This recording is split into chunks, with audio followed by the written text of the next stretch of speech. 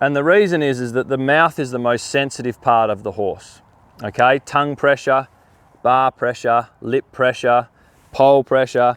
Sometimes it can be a little bit complex and it can make some horses get a little bit bracy and a little bit emotional. Others just adapt to it straight away.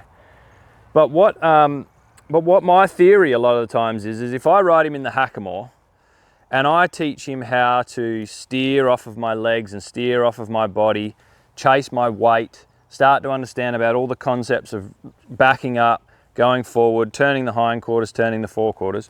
When I put the snaffle in his mouth, I've already got other aids, like my leg and my seat aid, to get him to make sense of the rein aid.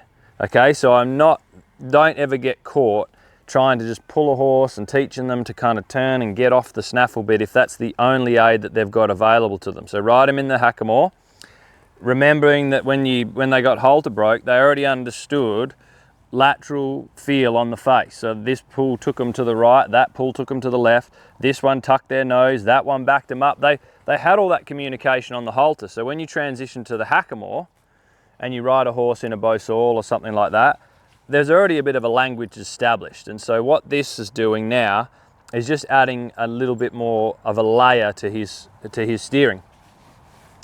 The other thing with the Beausoleil is the Beausoleil has a multiple rein influence. So if you bring your hand out to the side, right, because it comes out of the base underneath and has an element of leverage, it also can get horses to feel like it's a little bit back, or it can feel like it's back and up.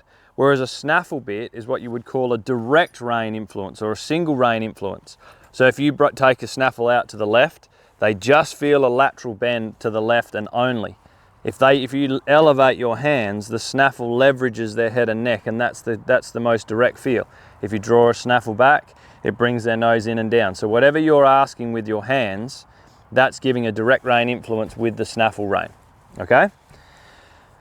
The other thing is sometimes we can get a little bit concerned and a little bit precious about putting this on. Now I still want to be soft and considerate, but I'm just going to put it on like as if he's worn it 100 times before, and then just help him with it. In a Liberty video that I've done on YouTube, where I've played with this horse when he was a lot younger, I taught him for a long time to circle and put his nose on me. Anytime I put my hand out or something like that, he learnt if he touched it, he got connection. So he's already got this natural wrapping towards me, which it makes it very easy to put the snaffle on for the first time, because you can see his nose wants to touch it and get curious. If you've got horses that as soon as you go to touch their face and they turn away, or they have a lot of natural evasion, and then your focus is to get the snaffle on them, you're already kind of starting an uphill battle. So he's already got a lot of contact towards me.